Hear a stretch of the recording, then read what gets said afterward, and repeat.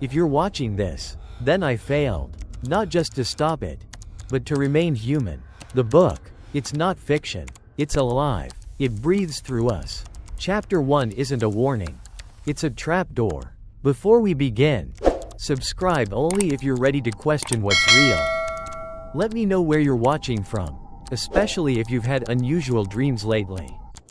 Now, turn off the lights, and whatever you do, don't read along. Let's decode Chapter 4 of the Necronomicon. I used to sleep. Not anymore. The first signs were harmless, if you could call it that. Dreams where I'd drift over unknown starscapes, moving at speeds impossible to imagine. But it wasn't just the visuals. There were voices, whispering from beneath the stars. Not in English, not in any language, yet I understood them. They began every dream with the same sentence. He is not sleeping, neither should you. At first, I chalked it up to stress. Reading the Necronomicon was bound to get under anyone's skin. But it was different now. I stopped dreaming in the traditional sense. Instead, I began waking up in dreams that didn't feel like mine. Worlds I'd never seen. People I didn't recognize. Stars that blinked in rhythms matching my heartbeat. I wrote it all down. Every detail. Every murmur. But the problem wasn't the writing. It was that the book began responding. Pages I hadn't touched began to change. Lines I never read aloud echoed back in my own voice when I entered the room. And then came the nights where I'd close my eyes for a second, and open them to find myself writing. With no memory of picking up the pen. To look beyond the veil is to burn the eyes of your soul. It got worse when I noticed the stars had shifted. Not in the real sky, no. In the diagrams within the book. The constellations slowly rotated, forming a new pattern I couldn't quite interpret. But one night, I did. I traced the new shape with trembling fingers and felt something breathe beneath the page. That was the night I stopped sleeping entirely. Even when my eyes closed, my body twitched, resisting unconsciousness. It wasn't insomnia. It was something older, as if sleep was no longer mine to access. As though a right had been revoked by something celestial. I began to hear them while awake. A scratching at the edge of my perception. Like insects chewing through fabric. Whispered chants in voices not of this earth. Some in harmony. Some in agonized disharmony.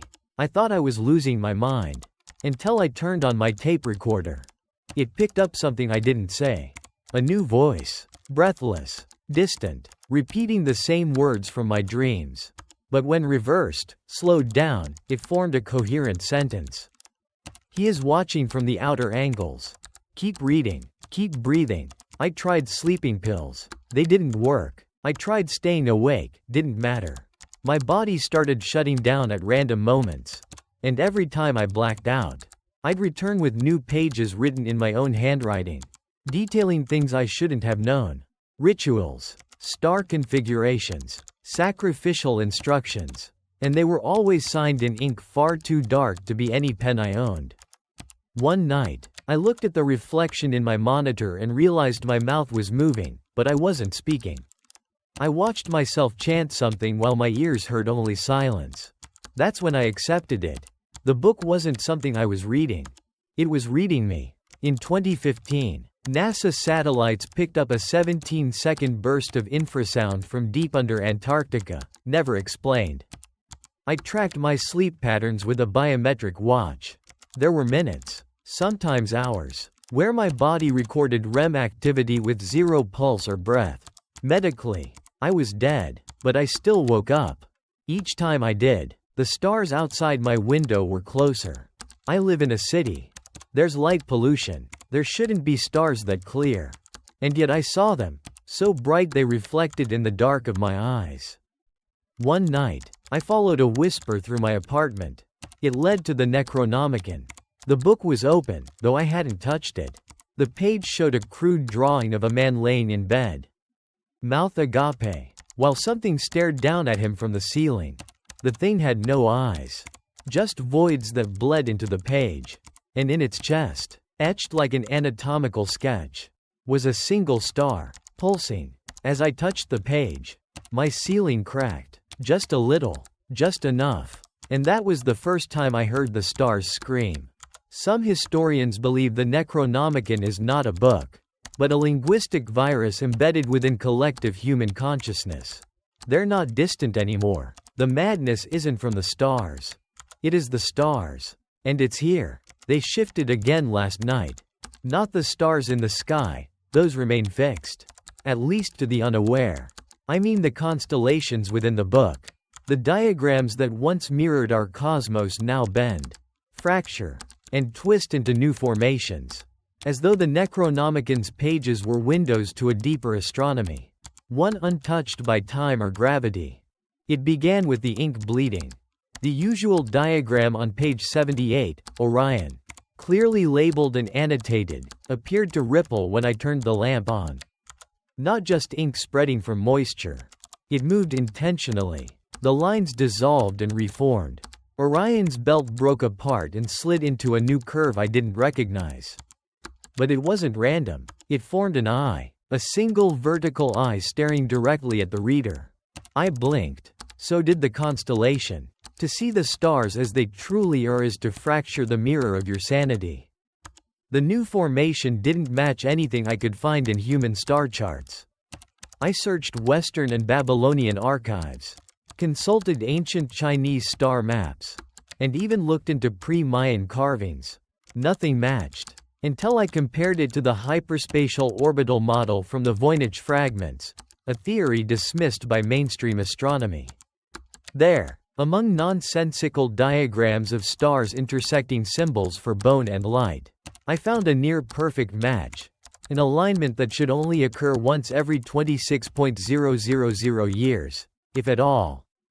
The Necronomicon had drawn it. A celestial configuration that humans haven't seen, and perhaps shouldn't. But that wasn't the worst part. Beneath the newly drawn constellation were words etched so faintly I had to use UV light. When the stars remember, the sleepers return. It chilled me more than I expected. Because the night before, I had a dream, or what felt like a memory, of lying on a slab beneath a sky I didn't recognize.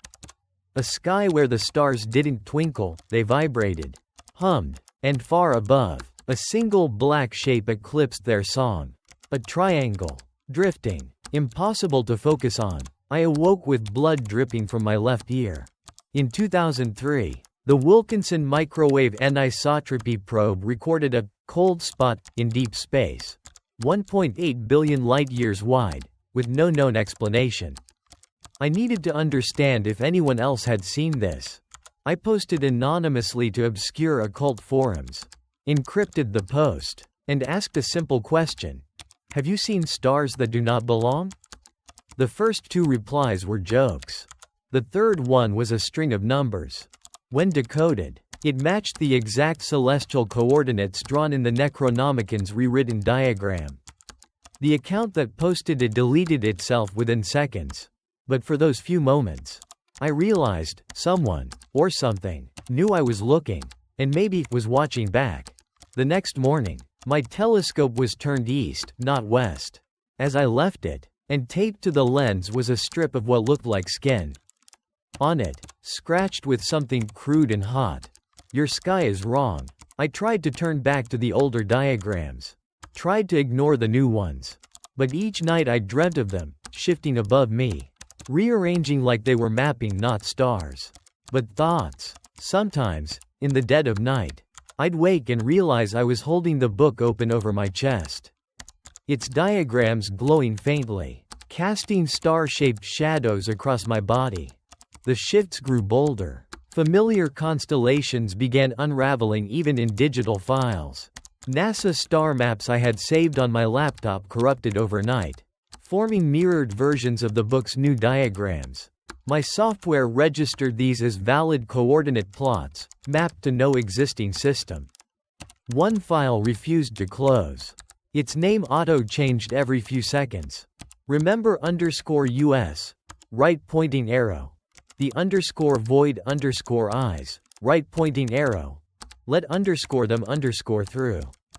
I unplugged my laptop. It stayed on. Some astronomers theorize that deep space signals like the wow Signal may be echoes from a non-linear consciousness attempting first contact.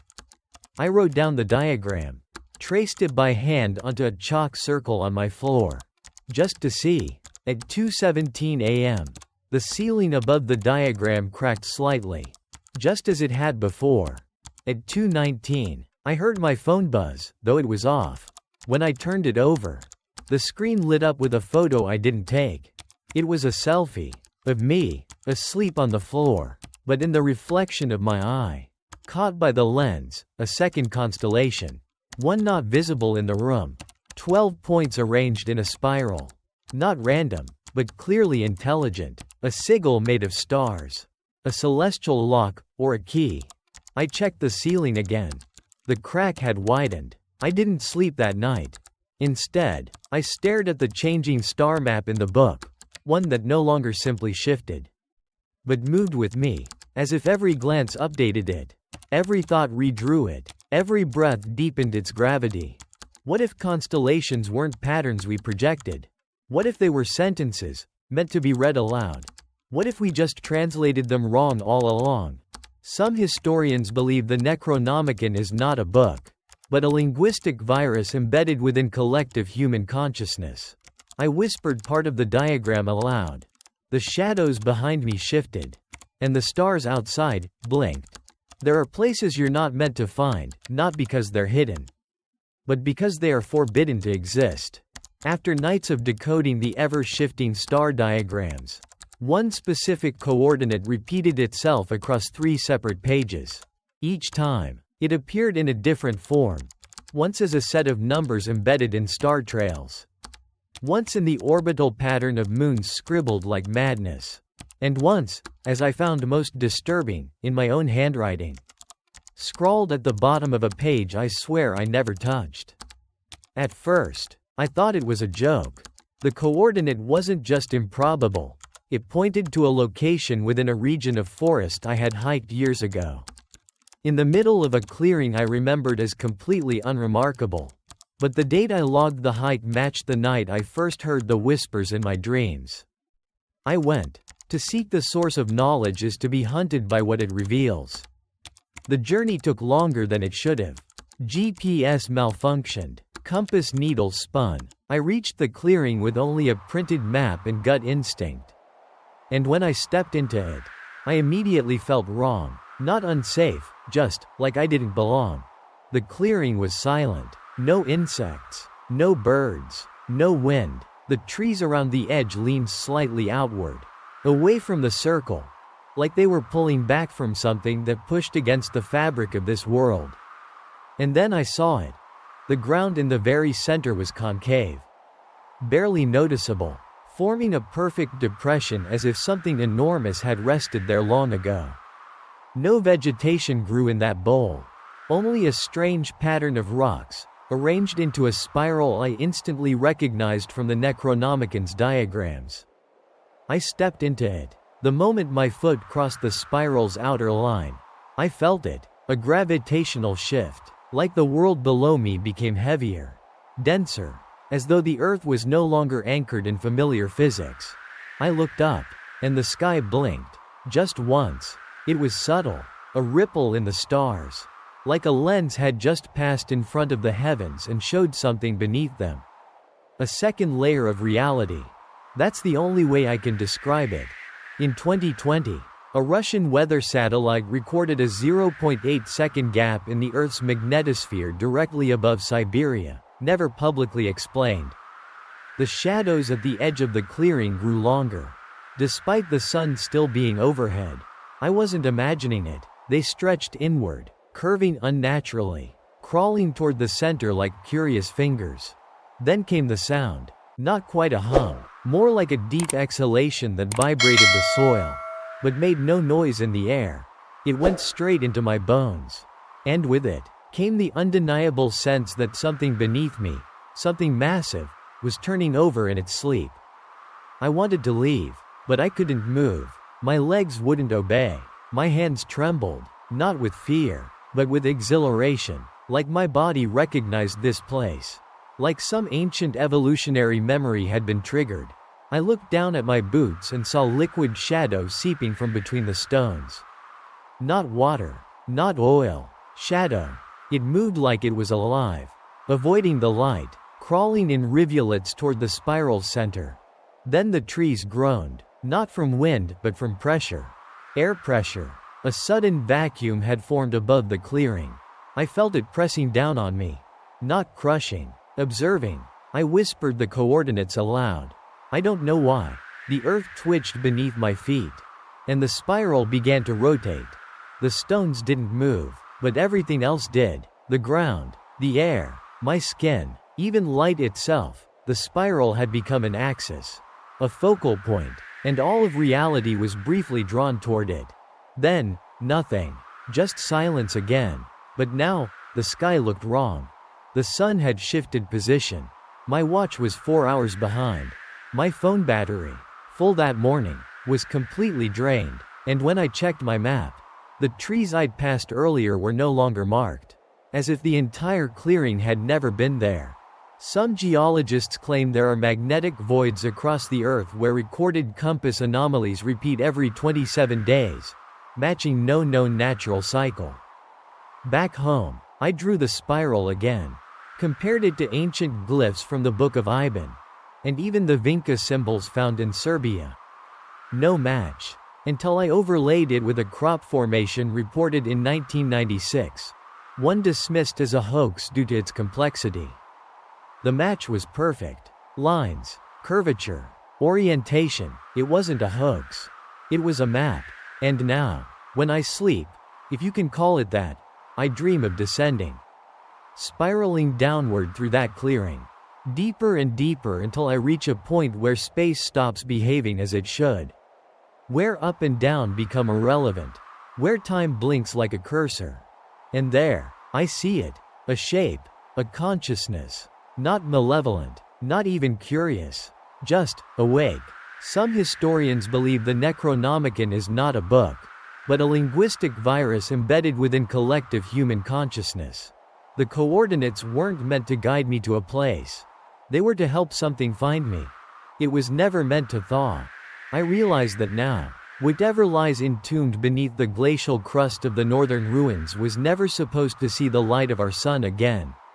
And yet, after tracing the spiral coordinates again and again, finding overlapping ancient references in Sumerian clay, Inuit oral histories, and a bizarre 17th century Arctic map etched in teeth, I found a convergence point. It was a satellite photo. An anomaly in Greenland's interior. A cave exposed by a recent icequake. No official data, no public explanation, just a dark, perfectly circular hole that hadn't existed a month earlier. The Necronomicon's latest diagram, a set of star-etched lines intersecting at a single symbol, matched the location perfectly. I packed what I needed and left without telling anyone. What sleeps in ice remembers things warm blood cannot. The descent into the ice cavern began with sharp winds and silence, and ended with complete stillness. No crunch beneath my boots. No sound from my own breathing.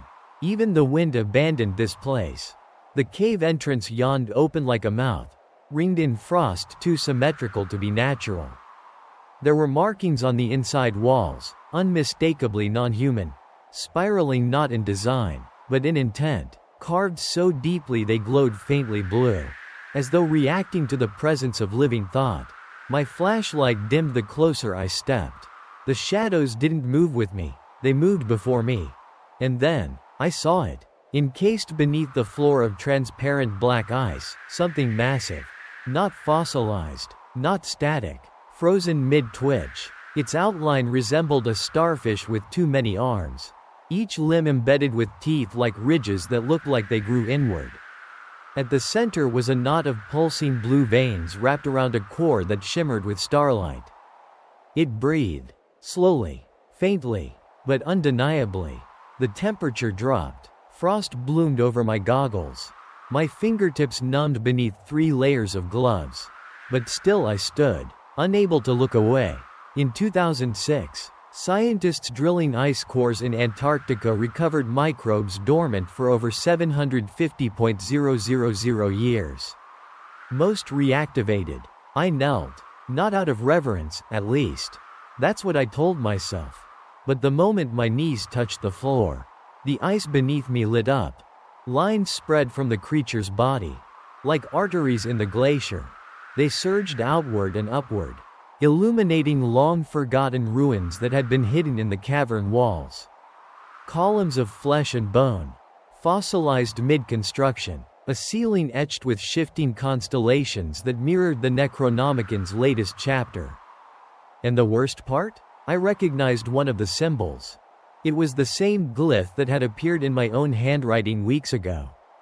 I shouldn't have spoken, but I did. I read the glyph aloud.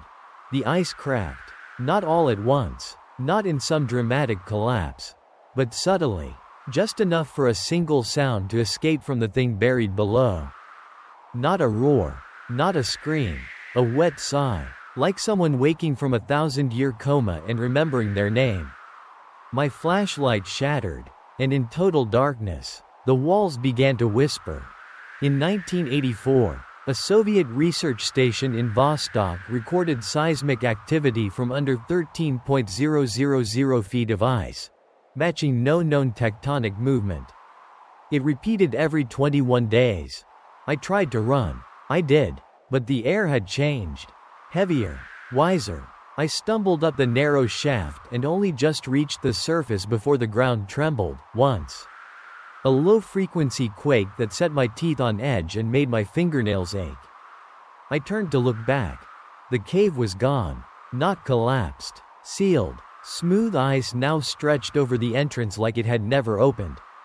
But my boots were soaked, not with water, but with resinous black fluid. Still warm. Still breathing. Back home, the Necronomicon had changed again. Its pages rearranged themselves overnight. Chapter 4 was now written in spiral patterns, impossible to read in sequence. But one phrase repeated in every pattern. The star blood stirs beneath your feet. Some historians believe the Necronomicon is not a book, but a linguistic virus embedded within collective human consciousness. The thing in the ice knew I was there. Worse, it remembers me. And it's learning how to dream again. I haven't seen the sun in 6 days. Not in the sky, not through the windows, not even in the flickering of power lamps. There's light, yes, but it's wrong, a kind of soft, pulsing glow that fills the room even when every bulb is turned off. My clocks say it's day.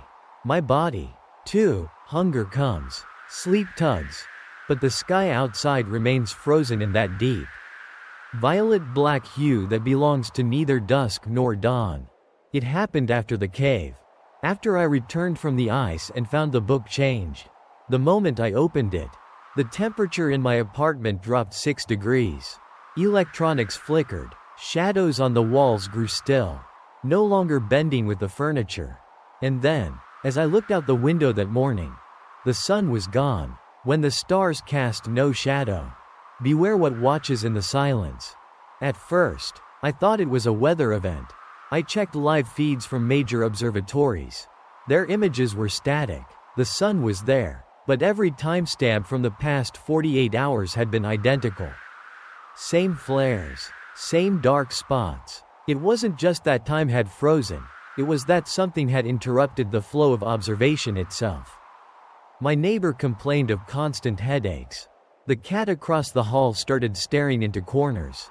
Eyes fully dilated even under artificial light. I stopped getting emails. My internet pinged, but returned nothing but repeats. News articles from 5 days ago re-uploading in loops. Videos buffering indefinitely. Even my own reflection refused to behave. I stood before the mirror one evening and blinked. But my reflection didn't. It stood still, watching. Its pupils slowly dilated, even as mine narrowed. It smiled when I didn't. I covered the glass. The Necronomicon offered no comfort. Its latest update, yes, it updates itself now, was a full-page inkblot of a solar eclipse. Not like anything Earth has seen. A triple-ringed corona of violet fire.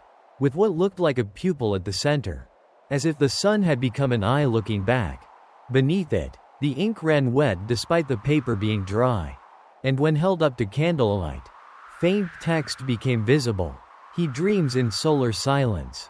And the fire sleeps. In 2010, an unexplained global dip in solar radiation was detected by NASA, lasting 72 hours and causing spontaneous atmospheric fluctuations. The event was never publicly addressed again. I kept my blinds closed after that. But that didn't stop the feeling. The sense that something was still outside, rotating above us, unseen and undetectable. The stars didn't twinkle anymore. They pulsed, in rhythm, a heartbeat too slow, too patient. I began losing track of time. My days felt like loops. I would brew coffee, sit down, write a journal entry, and when I looked up, it would be the same time as when I started. This happened 3 days in a row. Then came the dreams, if you can call them that. I'd fall asleep and wake up in the same room, but altered. The ceiling stretched higher. The windows showed a different skyline, a city where the buildings breathed. And in the sky above, a star-shaped sigil rotated, slowly, as whispers in an ancient tongue echoed through my bones. One morning, I woke up with frost on my tongue and my bedroom floor damp with dew. As if I'd been sleeping outside, in a world not Earth. And on the mirror I had taped shut. Words were scrawled. Sunset is the first lie. Some physicists now theorize the universe may have dark regions, where the laws of light cease to function, beyond even black hole horizons. I tried escaping the apartment, went for a drive, but the highway looped. No matter how far I went, I kept ending up in the same intersection. The street signs were correct. The landmarks matched. But time wasn't moving. My dashboard clock reset every 30 minutes. My fuel gauge never changed. I began seeing myself in reflections, driving past, looking back, screaming silently. Back home, I turned to the book for answers. And there, waiting, was a new phrase. Light is no longer sovereign here. I lit candles. They burned blue. I tried sleeping under blankets, under heavy sedation, but even in my unconscious state, I'd see the sky through my eyelids. Purple, starless, watching. Some historians believe the Necronomicon is not a book, but a linguistic virus embedded within collective human consciousness. I don't know how many days it's been, because the night never ends, and the sun doesn't rise, because something else is rising in its place. They started whispering through the radio 3 nights ago. At first, I thought it was a broken cable, feedback from old wiring or nearby towers. But my shortwave receiver was battery-powered, analog, disconnected from any grid. The sound didn't come from interference. It came from somewhere else. It began as a steady pulse, barely audible beneath the white noise, like the faint ticking of an ancient metronome. Then, slowly, the static began to shape itself into language. Not in words at first, but in tone and cadence. Like someone speaking underwater in a language I both knew and didn't. And then, I heard my name. Not spoken, not even whispered. Chanted, backwards. To hear your name in silence is to know you've been found. It happened just after midnight. I'd tuned into an open band, around 2.82 MHz. An unused sliver normally reserved for maritime bursts. But what I picked up wasn't marine chatter. It was a loop, a sequence of tones repeated exactly every 66 seconds. Each loop began with a low hum, rose into a screeching spike, and ended with a phrase, gurgled, warbled, incomprehensible, until I reversed the audio and slowed it down. The phrase became clear. Do not forget US. I sat there, frozen. The radio pulsed again, this time with more clarity. Another phrase, this time spoken in a voice that sounded like mine, but older, more tired. You opened it, now it hears you. In 1999, ham operators across Eastern Europe reported a phantom broadcast, transmitting coordinates and repeated phrases in unknown tongues. The signal vanished after 4 minutes and was never recorded again. I recorded the transmission. Played it back, same loop, but at the 13-minute mark, something changed. A new voice joined in. Deeper. Not human. It didn't use language, it used memory. I suddenly smelled salt water. My mouth tasted like copper. And behind my eyes, I saw an image I'd never witnessed before. A child standing at the base of a massive obsidian tower that pulsed with stars. His hands holding a book far too large for him. I was the child, but I never lived that moment. Until the radio gave it back to me. From that point, the signal no longer came in through the receiver alone. It came through the walls. Through the speakers in devices I hadn't turned on. Through the buzz of the refrigerator. Through the brief hum before the lights flickered.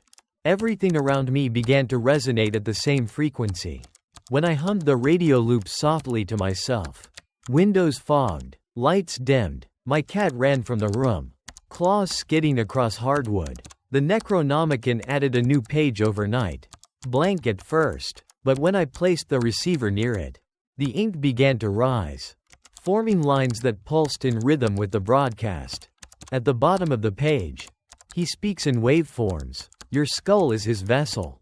In 1977, the wow signal was recorded for 72 seconds by the Big Ear radio telescope. Despite decades of analysis, no known origin has been found. The signal has never repeated. I began to suffer memory lapses. I'd wake up sitting at my desk with no memory of how I got there, radio crackling behind me. The notebook filled with sigils I don't recall drawing. On one such page, written in shaky block letters. It's using your frequency.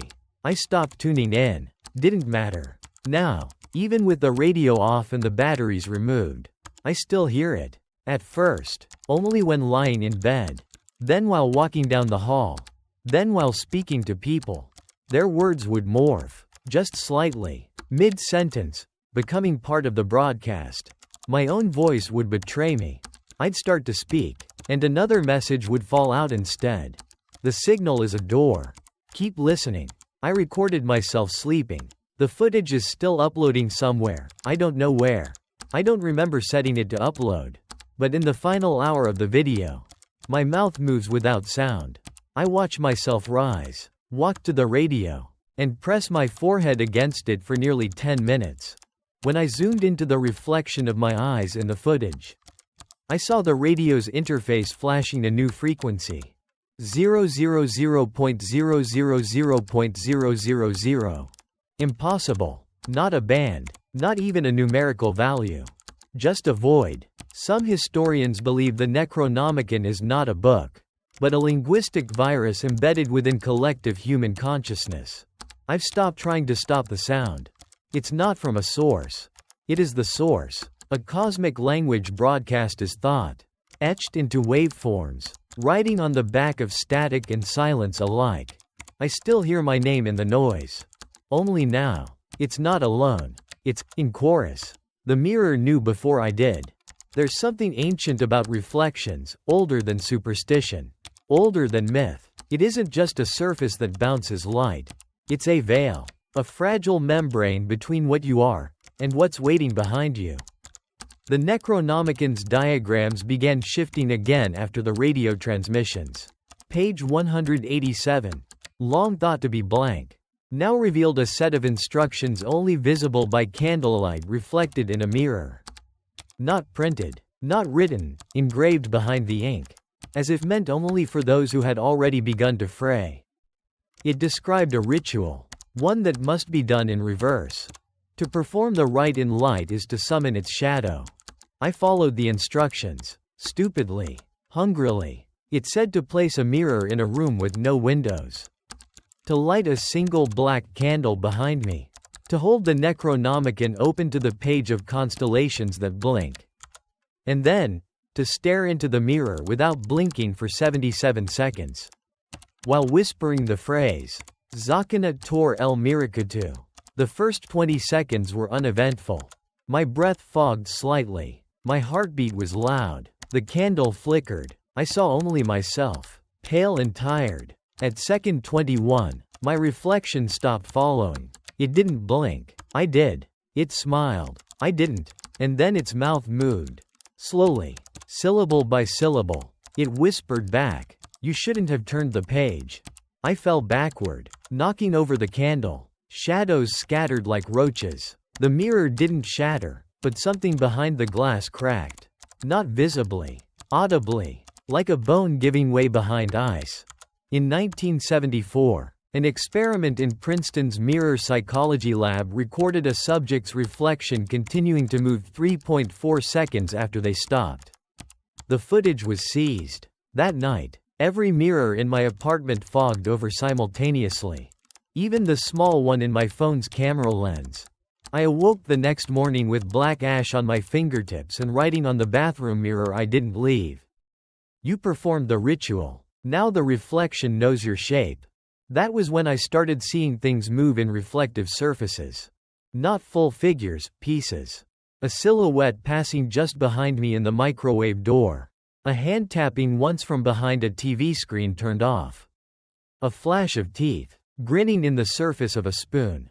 It wasn't just reflection anymore. It was inhabitation. The Necronomicon mutated again. New marginalia appeared. Cryptic circles with mirrored arrows.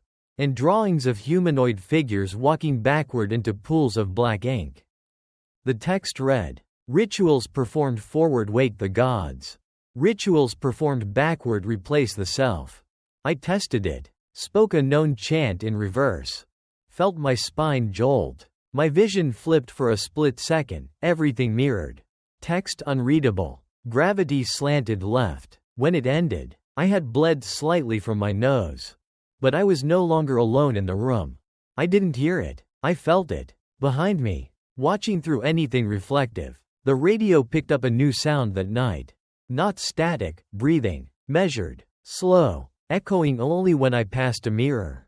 I covered them all. Didn't matter. They appeared on their own. The back of my tablet became reflective. My watch face distorted light and warped it into glyphs. Even the puddle on my balcony showed a sky I didn't recognize, 3 moons. No clouds. And in the center, a face. Mine. But burnt, as if left in the oven of stars. In 2018, a woman in rural Tibet reported her reflection continued living a full week after her death. Locals still avoid the shrine. On the 7th night, I dreamt I was looking through a mirror that didn't end. Thousands of reflections of me, stacked backward into a hallway of time, each one doing something slightly different. One weeping, one laughing, one holding a knife, one melting, and at the very end, a version of me without eyes. Holding the Necronomicon upside down, he raised a finger, pressed it to his lips. Shush. I woke up screaming. All my mirrors were uncovered. I didn't uncover them, but I know he did. Some historians believe the Necronomicon is not a book, but a linguistic virus embedded within collective human consciousness. Reflections are no longer passive. They're learning. And soon, they won't need me to speak first.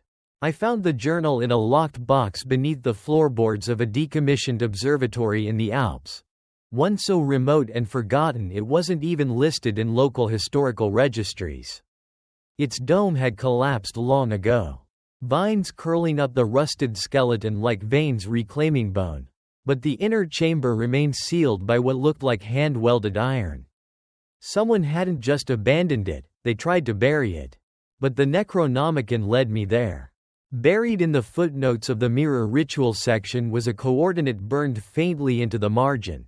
So faint it only appeared when the page was left in complete silence for 10 minutes. The book has rules now. Sound reveals. Light deceives. Silence remembers. So I went. Inside the observatory. Dust lay thick, like snow untouched by breath. The air was sour, preserved.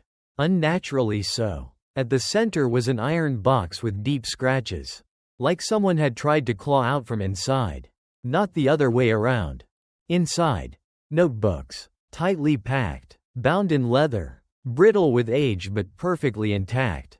The name on the first page. Dr. Elias W. Lorne, 1908. An astronomer, a recluse, and, according to every official record I could find, a suicide. His final entry read, The stars are too loud.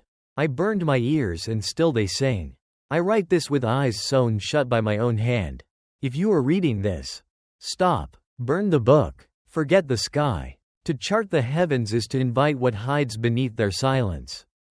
But I didn't stop. I read every page. Dr. Lorne had recorded a celestial anomaly in early February 1908. An unexpected convergence of 9 minor stars in the Draco constellation that had no precedent. The convergence formed a spiral, the exact spiral now present in my dreams and the Necronomicon's diagrams. He wrote that after observing it, his ears bled for 3 days. That whispers came through the telescope, not through the air, but through light. When the spiral realigned each night, a different message came. He recorded them. They included, "You're the lens. The mirror remembers your blood. Open the gate below the brain." They make no sense, unless you've read the Necronomicon. Because I had seen every phrase before.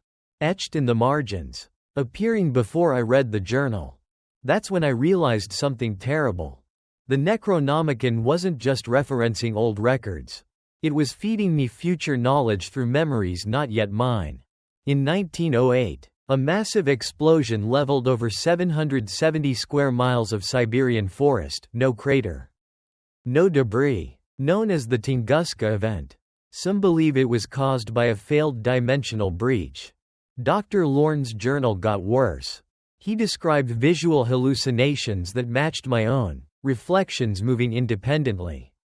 Stars blinking in response to spoken words. Radio static forming sentences. He even reported receiving letters from himself postmarked from the future. In one entry, he claimed, "I received my own suicide note a full week before writing it. Same ink, same hand, same blood." The final pages devolved into madness, symbols replacing letters. Margins filled with drawings of spiral galaxies twisting into the shape of a human eye. One line, however, was underlined 3 times and written in perfect Latin. Non dormiat astra dementiae. The stars of madness do not sleep. The last page? A single phrase, scratched into the leather with what I believe was a fingernail. He found me through the lens. I closed the journal, and every telescope in the observatory immediately rotated to face me. I didn't touch them. In 1971, Soviet cosmonaut Victor D. reported hearing a man screaming his own name in reverse while orbiting Earth.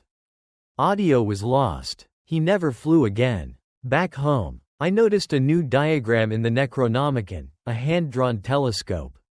Almost identical to the one in the observatory. Pointing not upward, but inward. Toward the center of a human skull. Beneath it, the phrase, "The observer is the origin." I went back to the mirror. Looked into my own eyes. And saw a spiral reflected in my pupil. It pulsed. Some historians believe the Necronomicon is not a book, but a linguistic virus embedded within collective human consciousness. I understand why Dr. Lorne ended his life. He wasn't escaping the stars. He was trying to escape what looked back through them. I returned to the observatory. Not out of curiosity. Out of necessity. Dr. Lorne's journal hadn't left my side for days. Its presence like a fever against my skin. Heavy. Itching. Whispering. But it wasn't the text that unnerved me. It was what I saw in my dreams after reading it. Clocks. 12 of them. All stopped. All at 3:33 a.m. In every dream, I stood in the observatory again. But this time, the stars weren't above me, they were beneath the floor. Visible through the wood and stone as if gravity had reversed. And in those stars, I saw a clock made of constellations ticking backward. To freeze time is to hold open the wound of the universe. I knew I had to return. When I arrived, the wind was dead. The sky above the observatory was wrong again. No moon. No clouds. Just a flat blackness. Not even stars. The door was unlocked. Inside, the air was warmer than it should have been. There was no decay. No insects. No smell of rust. It was as if entropy had been denied entry. Every clock in the room had stopped. All 12 of them. Each frozen at 3:33 a.m. Even the ones with no batteries. Even the analog ones with missing hands. Even the broken watch I'd brought in my pocket. Forgotten from weeks ago, it clicked once. Then stopped at that same cursed moment. I lit a candle and descended into the instrument chamber. What I found made my skin crawl. The telescope, old, brass, and long disassembled, had reassembled itself. Parts that had been scattered across the floor were now affixed tightly. Rusted bolts replaced with black resin. Its eyepiece glowed faintly, breathing in pulses like a heartbeat. I approached it. In 1965, a team at the University of Bologna recorded synchronized clock failures within a 20-meter radius of an abandoned observatory. The anomaly lasted 3 minutes and 33 seconds. Looking into it was like staring into water. Not reflective, not solid, just endless motion. But instead of stars, I saw people, hundreds of them, standing in circles, chanting in tongues I couldn't understand. Their mouths moved out of sync. Their shadows stood taller than they did. And in the center of each group was a clock, melting, vibrating, ticking forward and backward simultaneously. I blinked, and the people turned. All of them. They looked right at me. I fell back, shattering the candle, plunging the chamber into darkness. The light from the telescope grew brighter, warmer. It was pulling something through. Then I heard the clocks ticking again. All of them, all 12, rapid, chaotic, like a room full of teeth chattering in unison. I ran. I burst out into the night, only to discover the world around me had shifted. The sky was paused. I saw a bird mid-flap, frozen in the air. Tree branches halted mid-sway. Even the wind had been captured in the act of motion, leaves suspended mid-tumble. Time wasn't passing. It was observing. I looked at my phone. 3:33 a.m. Battery. 0%. Yet the screen was still glowing. In 2021, multiple surveillance cameras in Romania simultaneously captured a 4-minute period where no moving objects, including wind and traffic, registered on video. The footage remains classified. When I arrived home, I noticed something new on my wall. A shadow that didn't belong. Shaped like a clock, but stretched, warped, liquid, and pulsing. I tried to cover it with a blanket. The blanket withered into dust. The Necronomicon had changed again.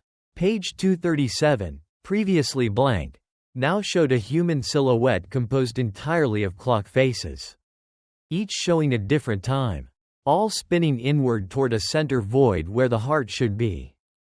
The caption beneath it read, "Chronoform. When man remembers too far forward." I read the warning aloud.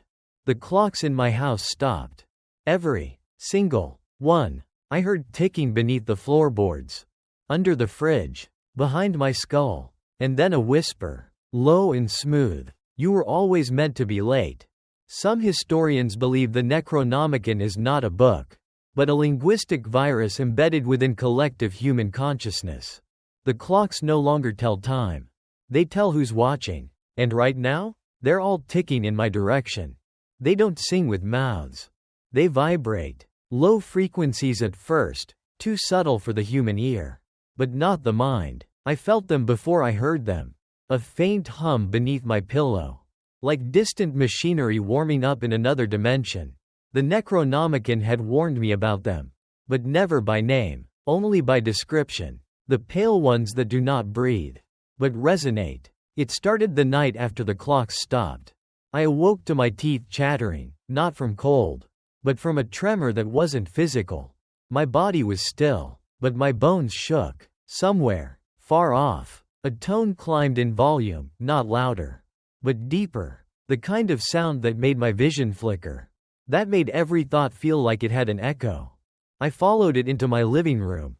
The radio was off. Every speaker was unplugged, but the walls hummed, and above the hum, a melody emerged. Not a song, not music. A pattern. 3 tones. Then a pause. Then 3 more. Inverted. Like a question and answer. I didn't realize until I started mimicking them in my head, and they answered back. To harmonize with what watches is to become part of its choir. The Necronomicon added new pages overnight. Faint pencil sketches of humanoid figures with elongated throats. Necks covered in small, slitted mouths. No eyes. Skin pale like moonlight reflected off bone. Each drawing included a different set of waveforms beside them, oscillating with increasing precision. The only caption: "They do not arrive. They resonate into being." I left the book open and recorded the tone I heard the night before, trying to trace its structure. When I slowed it down and ran it through a spectrogram, it formed shapes, symbols, glyphs matching star maps of the Andromeda Galaxy. Then the recording deleted itself. I tried again the next night. This time, the sound didn't just come from the walls. It came from inside my head. A long, slow chorus of hollow tones that felt like they were being sung through my nervous system, plucking my spinal cord like a cello string. I collapsed. And when I opened my eyes, the room was gone. I stood in a space of nothing, but I wasn't alone. They floated in a circle around me. 7 of them, all identical, slender, faceless, glowing faintly with a pale internal light. Their bodies vibrated, not moved. Their limbs twitched in rhythm. No feet, no shadows. Their presence was felt, not seen. And in that moment, they sang. I didn't hear it through my ears. I heard it through my teeth. Every molar vibrated like a tuning fork. The song was not for me. I understood that instantly. I was merely within range. But the Necronomicon? It was a receiver. In 2009, NASA's Chandra X-ray Observatory detected singing from the Perseus galaxy cluster. Vibrations over 57 octaves below middle C, too deep to hear, yet still recorded. I awoke back in my apartment. The floor around the Necronomicon was scorched in a perfect rain, and on the wall was a waveform, drawn in ash. 3 tones. Pause. Inversion. I hummed them aloud, and my radio, still off, turned on. A voice whispered, distorted, "Your harmony is incomplete. Sleep deeper." I blacked out instantly. In 1977, a sound engineer working with SETI reported dreams of choirs singing without lungs. He vanished 3 weeks later. His tape logs remain unreleased. Now, they come to me in sleep. I dream of vast, hollow cathedrals floating in deep space, built from frozen starlight and bone. Within them, rows of the pale choir, humming tones so ancient they cause planets to decay. I am sometimes standing with them, sometimes in the middle, sometimes I am humming too, and every time I wake, I'm a little more in tune. The Necronomicon is now covered in strange vibration marks. The pages flutter on their own at 3:33 a.m. The air in my apartment is never still. Even silence has a pulse. I've stopped playing music. Every song begins with static now, and ends with my name. Some historians believe the Necronomicon is not a book, but a linguistic virus embedded within collective human consciousness. The pale choir isn't coming. They're already here, and soon, we'll all know the tune. There are things that should never breathe. Not because they are dead, but because they forgot how. It was after the third pale choir dream that I began to notice the peeling. Not on my walls, on me, just beneath my shoulder blades. I discovered patches of skin that weren't shedding like normal. They were smooth, porcelain-like, glossy, no pores, no hair. I scratched one gently and found it made no sound. Dead silence. Like tapping bone underwater. To shed your skin is to make room for what the stars remember. I told myself it was psychological, a stress response, but the Necronomicon had already turned to a page I hadn't flipped to. A drawing, a man with half his face sloughing off, not in decay, but in retreat, as if his body had decided it no longer needed a human face. The flesh beneath wasn't alien. It was identical, like a copy sculpted from memory. Not perfect, just remembered. The page had no title. Only a line written in reversed Latin. Corpus memoriam, ut caro redit. The body remembers, so the flesh returns. That night, I returned to the crater. Not because I wanted to, Because I had no choice. The coordinates reappeared on every screen in my apartment. Even my analog clocks ticked out their numeric rhythm. The forest clearing was silent again. But not still. The grass bent inward, not from wind, but from something breathing beneath it. I stepped into the center. The earth was warm, and then I heard it. Wet movement. From beneath, I dropped to my knees and pressed my ear to the soil. Heartbeat. Not mine, not Earth's. Something else. Then, the ground split open, not violently. Not theatrically. Just a small slit, like flesh parting. And something crawled out. It was vaguely human, but the skin was too smooth. No ears, no hair, no eyes. Just thin, gray-tinted dermis, pulsing with each breath. Its face bore no expression. Just indentations where memory once formed features. It didn't move toward me. It matched me. Every breath, every twitch. When I tilted my head, it did the same. I whispered, "Who are you?" Its chest opened, not cut, but unfurled. Inside, I saw myself. My face, frozen in sleep, eyes sealed shut, mouth open as if still whispering a chant I no longer remembered. In 1983, a team in Brazil unearthed humanoid remains with identical DNA. Yet the bones were over 9,000 years old. No official statement was issued. I ran. The thing didn't chase me. It just watched. Or, maybe it was waiting. At home, my bathroom mirror was fogged again. Words appeared as the condensation cleared. Flesh is memory. Thought is mold. And below that, the most terrifying thing I've seen yet. You are a rehearsal. The Necronomicon updated itself once more. A series of illustrations appeared, layers of the human body. But out of order. Veins over skin, muscle over bone, nerves threaded in spirals. The body rearranged not by biology, but by ritual. And in the corner of the page, faint and almost lost in the ink, a small figure, curled in fetal position, with my face. In 2001, hikers in Tibet found a living sculpture of a human curled in stone, soft to the touch. Warm to the core. It had no mouth. It exhaled once, then solidified. I stopped sleeping, but that didn't matter, because it started living when I didn't. One night, I woke up in the bathtub, submerged in cold water. My hands were wrapped around a second set of hands, identical to mine. But smoother. No fingerprints. I let go. The water rippled, empty. But I still felt the grip for days. Some historians believe the Necronomicon is not a book, but a linguistic virus embedded within collective human consciousness. It's not copying us. It's remembering us, piece by piece, and rebuilding the version it prefers.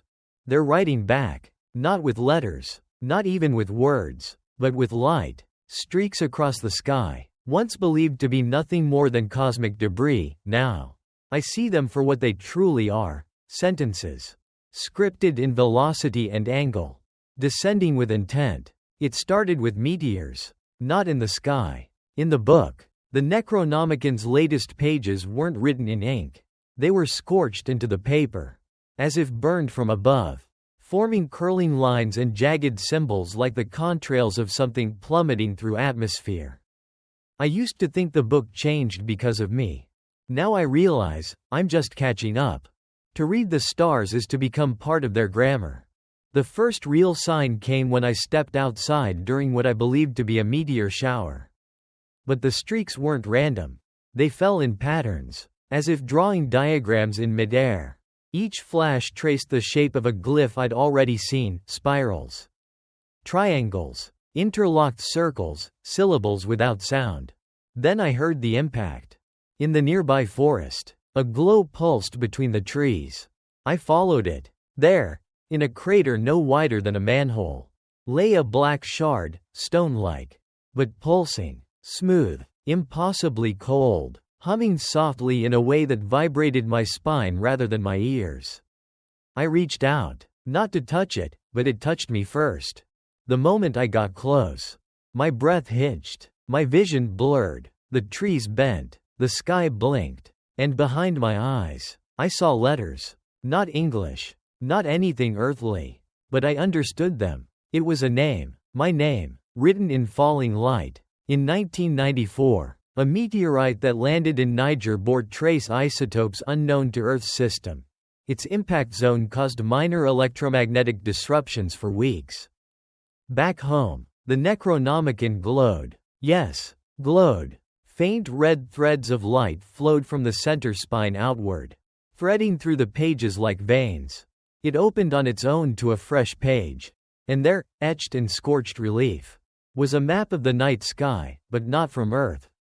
From somewhere else. A planet I don't recognize. And falling toward it, dozens of objects, each marked with inscribed glyphs, like targeted prayers being hurled from the void. Beneath the drawing, written in ink so black it shimmered, "We are the recipients of a language older than atoms." I began to see the symbols everywhere. Not just in the book. On my walls. In my coffee steam. In the pattern of my carpet. In the blood on my fingertips after another blackout. I started tracing them onto paper. And the paper vibrated. I whispered the patterns aloud. Just once. And a lamp exploded. In 2016, a Chinese satellite recorded a meteor that changed velocity mid-fall. No burn. No fragmentation. The government classified the event as plasma deviation. I've begun dreaming in the language. No more words. Just flashing lights across an infinite sky. Each a syllable. Each impacting distant surfaces. Sending reverberations through unseen oceans. And always the same message. We remember the shape of your mind. That phrase repeats across every surface now. It appears in my handwriting. Though I never write it. It whispers through turned-off devices. Once, I looked into the microwave door and saw a single star glyph burn itself across my retina. It's still there. It pulses when I'm near the book. The Necronomicon has become something else now. Not a tome, a receiver, a reflector, a translator. It doesn't just speak a language. It is one, and somewhere in the void, someone is listening back, through me. Some historians believe the Necronomicon is not a book, but a linguistic virus embedded within collective human consciousness. The stars don't fall randomly. They are messages crashing down. And now, we're learning how to respond. It wasn't a lake when I first saw it. Not exactly. It was a mirror spread across the valley floor, stretching between dead trees and half-buried stones. Unmoving, unbroken. A perfect surface of still water that reflected nothing but sky, no birds. No clouds, no sun, just an endless, static image of deep black and violet stars. The Necronomicon had led me here again. Not with coordinates this time, but with a dream. I was underwater, surrounded by humanoid shapes floating upright, arms at their sides, unmoving, not drowning, waiting. The voice in the dream whispered, "Find the stillness that remembers the sky." To find still water in chaos is to look through the eyes of the dead. So I traveled for days. The lake wasn't on any map. It didn't exist according to satellite data. But the closer I got, the more static my phone picked up. GPS looped. The sun stopped rising properly, hanging instead in a prolonged, reddened dusk. When I reached it, I realized the water wasn't natural. It was too perfect. The surface was clearer than glass. Beneath it, I saw shapes, structures, walls, steeples, pillars, an entire city, submerged in perfect symmetry, everything pristine, untouched by time, or maybe held in it. And in its center, a chapel, black stone, twisted into a spire that spiraled backward, impossible in structure. And around it, figures, hundreds of them, standing waist deep in the lake, unmoving, wearing robes that dissolved into the water like mist. No faces, no motion, just quiet, unblinking reverence. I blinked. They all tilted their heads upward, in unison, toward the sky. In 1982, divers in Siberia reported discovering submerged ruins in a lake near Baikal. Their footage showed humanoid figures standing upright at the bottom, unmoving. The tapes were confiscated. I dared step to the edge. The reflection didn't show me. It showed the chapel, no matter where I stood. It reflected only the spire and the figures. I picked up a rock, dropped it in. No ripple. It simply vanished beneath the surface. Soundless. Swallowed. Then, movement. From beneath. A shape rising slowly from the chapel doors. Something tall, slender, glowing faintly violet. The water around it did not move. It simply accommodated. It raised a hand. One finger. Pointed upward. I looked to the sky, and saw that the stars had shifted again.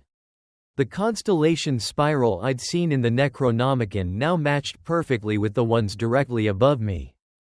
And they were blinking. Not twinkling. Blinking. Like watching through the veil of atmosphere. I looked back down, and all the figures in the lake were now facing me. Still unmoving. But the water around their mouths shimmered, like breath fogging against the surface. Even though they were submerged. And I understood. They weren't watching the sky. They were echoing it. In 2007, sonar mapping of the Gulf of Mexico revealed a symmetrical underwater ruin shaped like a spiral chapel. No structure was found upon dive. Only a sudden drop in temperature and silence. I couldn't move. The Necronomicon's pages began to flutter in my backpack. I didn't take it out. It opened on its own. A new passage had appeared, written not in ink, but in watermarks. Visible only at angles. Those beneath the lake are not dead. They are echoes waiting to be spoken. I whispered the phrase aloud. A wave of sound hit me, silent, but impactful, like a bell being struck inside my bones. I fell to my knees. The figures took one step forward. All of them, in perfect silence. I ran, but the lake didn't ripple. Didn't move. It stayed still, like glass stretched across a screen. That night, I dreamed of the chapel again. This time, I was inside it, standing between two rows of motionless robed shapes, all holding mirrors in their hands. But in the mirrors, they didn't reflect me. They reflected versions of me. Crying, bleeding, chanting, smiling. Some historians believe the Necronomicon is not a book, but a linguistic virus embedded within collective human consciousness. I haven't gone back to the lake. But sometimes, I wake to the sound of dripping water. And on my mirror, just above my reflection, is a faint symbol, one I saw beneath the surface. A glyph for prayer, written in my own breath. It was never a rock. Never a lifeless stone circling us. The moon has always been watching. We just weren't smart enough, or mad enough, to notice. Until it blinked. I saw it during what should have been an uneventful night. No ritual, no dreams, no static, just a brief moment of stillness. I stepped outside for air, head swimming with the symbols from the lake, needing clarity. That's when I looked up. And the moon blinked. Not metaphorically, not a trick of clouds or sleep-deprived imagination. A literal contraction and dilation. As if a membrane across its surface adjusted focus. One moment, it was full. The next, it was not, but not due to eclipse or shadow, something internal moved. Like an eyelid behind bone. And when it blinked, my nose bled. To gaze too long at the moon is to invite the gaze to return. I stumbled back inside, heart hammering, head ringing. The Necronomicon was already open. Pages fluttered on their own. One page glowed slightly with a blue hue, unusual.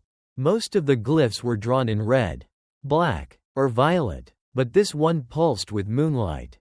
A single illustration, the moon, cracked open like an egg, and something crawling out. No title, just one line. Its eye is closed only when we dream. I tried to ignore it. I couldn't. That night, the moon returned in my dreams. I stood in a valley where the sky was torn open. Instead of clouds, veins ran through the air, thick, glowing, pulsing with pale blue blood. The moon hovered far too close. So close I could see its surface shift, its craters warping, rearranging like pupil and iris. And then it looked at me. The landscape quivered, not from force but recognition. I woke to find every object in my home casting double shadows. Even in the dark, I turned to my telescope, dusted it off, pointed it up. The moon was there, larger than it should have been. I measured its diameter. Increased by 1.3%. Astronomically impossible. But the math didn't lie. Then I saw something worse. It was rotating. The moon's face, the man in the moon, shifted slowly. Like a head turning. It had never done that before. The moon is tidally locked. But now, it moved, just enough to show the edge of something else. An angle, a structure, a shape that didn't belong. Like a tooth embedded in the lunar crust. In 2011, NASA's Grail mission detected mass concentrations beneath the moon's surface, denser than lead, and laid out in non-natural geometric formations. I backed away from the telescope. And the moon blinked again. And this time, it wasn't alone. The reflection in my window blinked first. Not mine, not quite, just slightly off, like a wax replica that twitched independently. The Necronomicon vibrated on the table. I opened it to find a new phrase etched into the inside cover. One I had never seen before. You are not the observer. You are the experiment. That's when the hallucinations started. Objects floating momentarily when no one watched them. Light bending in corners. Reflections of the moon appearing in places with no view of the sky, on the shower wall. In the eyes of my cat. In a glass of water left untouched. And always the same moment of contact, a blink. Then, a whisper. We are closer than you dream. In 1969, Apollo 12 astronauts reported a moment of complete silence while in lunar orbit, accompanied by the sensation of being examined. The audio logs were edited before public release. I stopped sleeping by windows. Didn't matter. The moon found me. On ceilings. In puddles. In my own pupils when I looked too long in the mirror. The Necronomicon's final lunar page drew itself without my hand. A new moon, cracked open, a staircase descending from its core. And at the bottom, my name. Etched into stone, spelled in letters I hadn't learned yet. Some historians believe the Necronomicon is not a book, but a linguistic virus embedded within collective human consciousness. The moon doesn't reflect our light. It reflects our minds. And now, it sees we've seen it. It's watching. And it's coming closer. It all leads here. Every diagram, every chant, every dream, reflection, glyph, and vibration. They weren't random. They were instructions. A slow unfurling of something that never stopped reaching toward us, because it was already inside us. I once believed the Necronomicon to be an object. A cursed tome passed through shadowy hands. Lost and found by accident or design. But now I know. It's not a book. It's a symptom. To open the final chapter is not to read, but to awaken. Last night, it happened. I don't mean a vision. Or a shift. I mean the moment the script stopped being passive. I awoke with my fingers curled tightly around a pen. My arms were stiff. My skin was damp. The floor beneath me was coated in symbols drawn in ink I don't own, black, with a violet sheen under candlelight. My mouth hurt. I'd been chanting, repeating the same line for hours. He remembers the shape of our forgetting. The Necronomicon had opened to its final page. It was blank, until I bled on it. Then, letters rose from the paper, not written, but pushed up from beneath, as though the page was just skin stretched over something trying to emerge. The sentence spelled out was simple. You are the last translator. In 1978, a Canadian linguist suffered a breakdown after claiming to hear conscious grammar in background noise. He wrote for 72 hours straight. The language he created has not been deciphered. I left my apartment, not because I wanted to, but because my reflection refused to let me stay. I saw myself in the mirror that morning, already standing, already watching me from behind the glass. He smiled and reached up to tap once, and I felt it behind my eyes. I wandered, not in streets, but in spaces between places. Halls I didn't recognize. Buildings with no doors, empty parking lots that echoed before I spoke. The moon followed me all day.